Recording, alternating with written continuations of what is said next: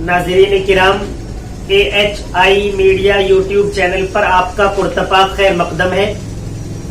आज हम आपको जिला सहारनपुर के अजीम रहनुमा ऑल इंडिया मजलिस इत्तेहादुल मुस्लिमीन के जिला सदर, नौजवान दिलों की धड़कन चौधरी इजहार बबलू से रूबरू कराएंगे और हालात हाजरा पर गुफ्तगू करेंगे। बहुत इस्तकबाल है आपका चौधरी साहब हमारे चैनल पर। AHI मीडिया का मैं धन्यवाद अदा करता हूं जिन्होंने यहाँ बुलाया और मुझसे बातचीत की। धन्यवाद चौधरी साहब, सबसे पहले मैं सुलगते मसले उत्तर प्रदेश के हाथरस पर आपसे मालूम करना चाहूंगा। ये जो हाथरस में जो कुछ हो रहा है, आप इसमें शासन, प्रशासन, सरकार किसकी कमी महसूस करते हैं और आइंदा यानी मुस्तकबिल में ये जो रेप कांड है और मर्डर है, इनसे किस तरीके पर बचाव रोका जा सकता है? देखिए, उत्तर प्रदेश के अंदर पूरी तरीके से गुंडा राज कायम है। उत्तर प्रदेश में जो मुख्यमंत्री बैठे हैं वो सरकार चलाने में बिल्कुल नाकाम साबित हुए हैं, क्योंकि जिस तरीके से हाथरस में एक बहन, बेटी, बच्ची का रेप, बलात्कार हुआ है, उसके साथ जो हरकत हुई है वो पूरे देश के लिए शर्मनाक हरकत है। इसलिए मैं मांग करूंगा, चाहूंगा कि उत्तर प्रदेश के मुख्यमंत्री योगी आदित्यनाथ को इस्तीफा दे देना चाहिए। उत्तर प्रदेश में क्राइम बढ़ रहे हैं, रेप हो रहे हैं। अच्छा जी, किसान भी इस चीज से परेशान है, किसान परेशान है। सरकारों के अंदर, भाजपा सरकार के अंदर तमाम गरीब, मजदूर, व्यापारी वर्ग सब परेशान इस सरकार से आ चुके हैं, क्योंकि लॉकडाउन से लेकर अब तक तमाम सरकार ने कोई ऐसी जनता के प्रति कोई ऐसी चीज नहीं दी जो लोगों को एक राहत, एक सुकून मिल सके। उससे तमाम जनता परेशान आ चुकी है सरकार से और चाहती है सरकार के जो मुख्यमंत्री है योगी आदित्यनाथ इस्तीफा दें, क्योंकि जो हालात बीते हैं, मीडिया के लोगों को नहीं मिलने दिया और लोगों को पीड़ित परिवार से नहीं मिलने दिया। पीड़ित परिवार की बच्ची को बगैर उसके माँ बाप से मिले हुए उसको जला दिया गया। इसका सीधा सिर है। मैं कहूंगा, कुछ लोग तो पुलिस को कहते हैं, मैं पुलिस के साथ साथ ये कहूंगा पुलिस का नहीं है, ये सारा मामला जो है मुख्यमंत्री योगी आदित्यनाथ जी का है, क्योंकि पुलिस भी मुख्यमंत्री के इशारों पर ही चलती है। जो मुख्यमंत्री का आदेश होंगे पुलिस वही करेगी। तो इसलिए मैं मुख्यमंत्री योगी आदित्यनाथ जी से इस्तीफे की मांग करता हूं। जिस तरीके से रेप, हत्याकांड और जो क्राइम बढ़ रहे हैं, वो योगी आदित्यनाथ पे मुख्यमंत्री सीट पर बैठकर के उत्तर प्रदेश नहीं चलाया जा रहा है। तो चौधरी साहब, आपका कहना साफ साफ ये है कि सरकार भी इसमें नाकाम रही है और प्रशासन की भी कहीं ना कहीं कमियां रही है। चौधरी साहब, इससे हटकर जो जैसे आपने किसान और मजदूर की बात की, किसानों के बारे में अभी जो बिल पास किए गए हैं, किसान इसमें अपने आप को असमर्थ महसूस कर रहा है और परेशान हाल है। जैसा पहले बहुत सारी किसानों ने आत्महत्याएं की हैं, अब इसमें और बढ़ने की आशंका लग रही है, क्योंकि इस तरीके पर जो बिल पास किए गए हैं, इसके बारे में आप क्या कहना चाहेंगे? केंद्र सरकार ने जो काला कानून ना करके एक बिल पास करने का काम किया है, उससे किसान बहुत दुखी हैं। केंद्र सरकार किसानों के प्रति जिस तरीके से चुनाव से पहले उत्तर प्रदेश या केंद्र सरकार में सरकार आने से पहले जो वादे किए थे, उस पर पूरी तरीके से खरा नहीं उतर पाई है। आज उसका परिणाम यही है कि सड़कों पे आकर के किसान आंदोलन कर रहा है। किसान हमारे देश की एक रीढ़ है, किसान अन्नदाता है, किसान अन्न उगाता है। किसान का हम लोगों को सम्मान करते हुए किसानों की जो भी समस्या है उसको समाधान करने की जिम्मेदारी केंद्र सरकार व प्रदेश सरकारों की है। आज किसान सड़कों पे आकर के रोड जाम जो कर रहा है, जो सड़कों पे रेल की पटरियों पे पड़ा है, उसका सीधा जिम्मेदार हमारी भारतीय जनता पार्टी की सरकार है, उत्तर प्रदेश की सरकार है। क्योंकि किसान की जब किसी भी पार्टी ने किसानों के साथ इस तरीके के हालात पैदा किए हैं, किसान सड़कों पर आकर आंदोलन करने को मजबूर हुआ है, वो सरकार ज्यादा दिन तक नहीं टिक पाई है। उन सरकारों को जमीन पे गिरना पड़ा है और इसका परिणाम भी यही होगा, क्योंकि आज सरकार पूरी तरीके से, किसान पूरी तरीके से सरकार से दुखी आ चुकी है। और इस सरकार ने जो वादे किए थे, चाहे वो व्यापारियों के लिए हो, चाहे आम लोगों के लिए हो, चाहे नौजवानों के रोजगार के लिए हो, वो सब पूरी तरीके से नाकाम हो चुके हैं। सरकार अपने वादों पे खरा नहीं उतर पाई है, सिर्फ झूठे जुमलेबाजी करके जुमलेबाजों से लोगों का दिल बनाने का काम कर रही है। लेकिन जनता समझ चुकी है अब इनके जुमलेबाजी में जनता आने वाले नहीं है। क्राइम बढ़ गया, बेरोजगारी बढ़ गई और तमाम जनता पूरे देश में हाहाकार मचा रही है, हाहाकार मचा हुआ है सरकार को देखते हुए।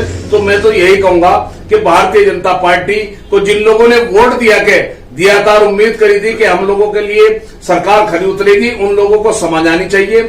आज हमारे देश के अंदर एक सेकुलर नेता हमारे बैरिस्टर असदुद्दीन ओवैसी साहब एक ऐसे नेता है जो संविधान की बात करते हैं, दलित और मुसलमान और दूसरे धर्म के लोगों की बात करते हैं, पार्लियामेंट में हमारे तमाम लोगों की आवाज उठाने का काम कर रहे हैं। जिस तरीके से अब उपचुनाव आया है तो मैं किसान हो, मजदूर हो, गरीब हो, नौजवान हो, उनसे कहूंगा कि एक ऐसे लीडर को जिताने का काम करो, ऐसी पार्टी को वोट देने का काम करो जो संविधान में विश्वास रखती हो, जो बाबा साहब भीमराव अंबेडकर के जो सपने थे उनको लेकर के चलना चाहती हो, उनके मार्ग पे चलने के लिए तमाम लोगों को आवाज देती हो।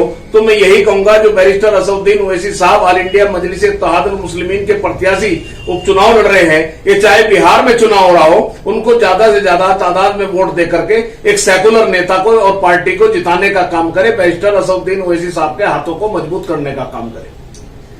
चौधरी साहब, आप जिला सहारनपुर के जिला अध्यक्ष हैं, तो यहाँ मकामी मुद्दों पर बात करते हुए मैं मालूम करना चाहूंगा कि यहाँ चुटमलपुर के करीब चमारी खेड़ा में एक टोल प्लाजा कायम हो चुका है जो चल चुका है। इसी तरीके पर बहुत करीब में कॉल की है, यहाँ पर धरना प्रदर्शन भी किया गया है, इसके बारे में आपका क्या कहना है?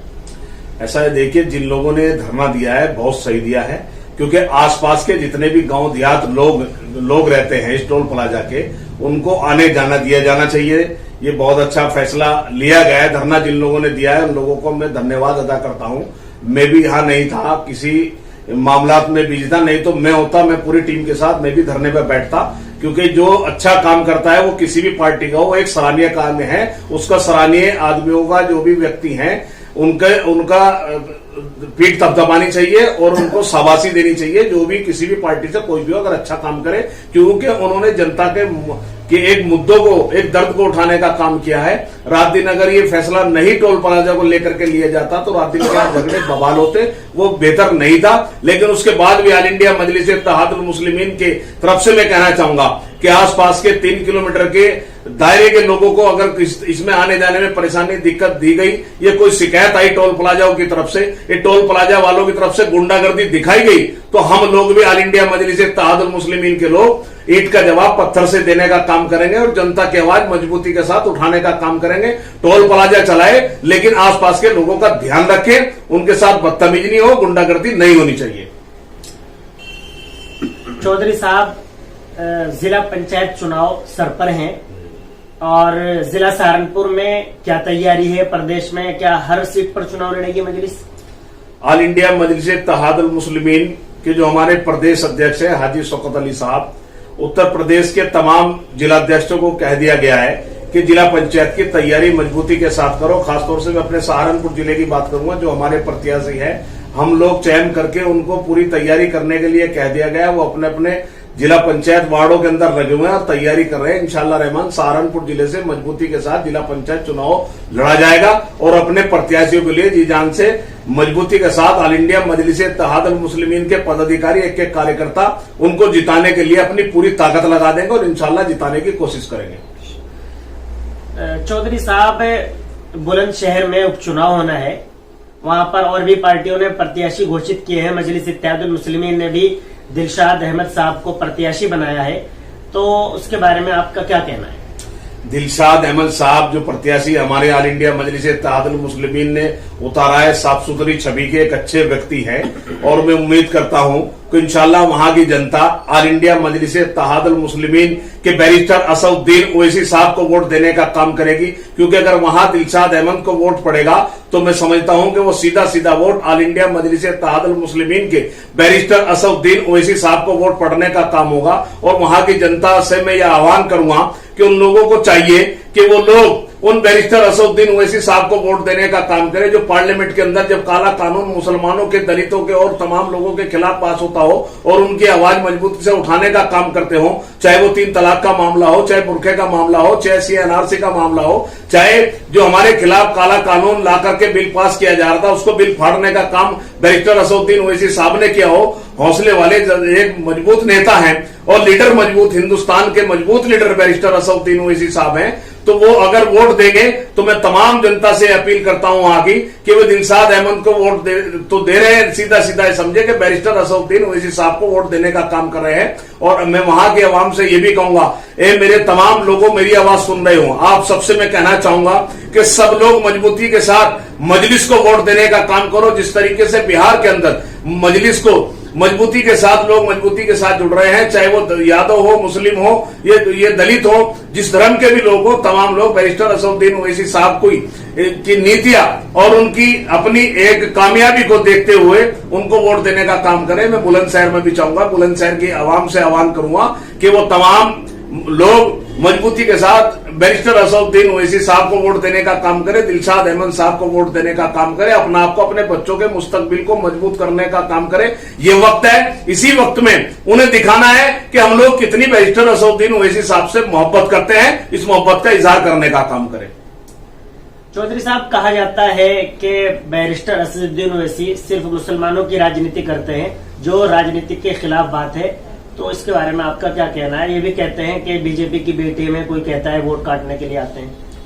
ऐसा है, देखिए, जो लोग ये सवाल करते हैं उनसे पूछता हूं, इतना दिल गुर्दा अगर कहीं किसी में भारतीय जनता पार्टी के खिलाफ बोलने का है, वो सिर्फ हमारे बैरिस्टर असदुद्दीन ओवैसी साहब में है। दूसरे पार्टियों के लोग कभी कोई भारतीय जनता पार्टी के खिलाफ नहीं बोल पाता, नहीं उनमें इतनी हिम्मत है। और रही बात दूसरी के, कहा जाता है कि बैरिस्टर असदुद्दीन ओवैसी साहब की पार्टी बी टीम है। अरे बी टीम होती तो हम लोग मजबूती के साथ चुनाव लड़ने की हिम्मत नहीं कर पाते।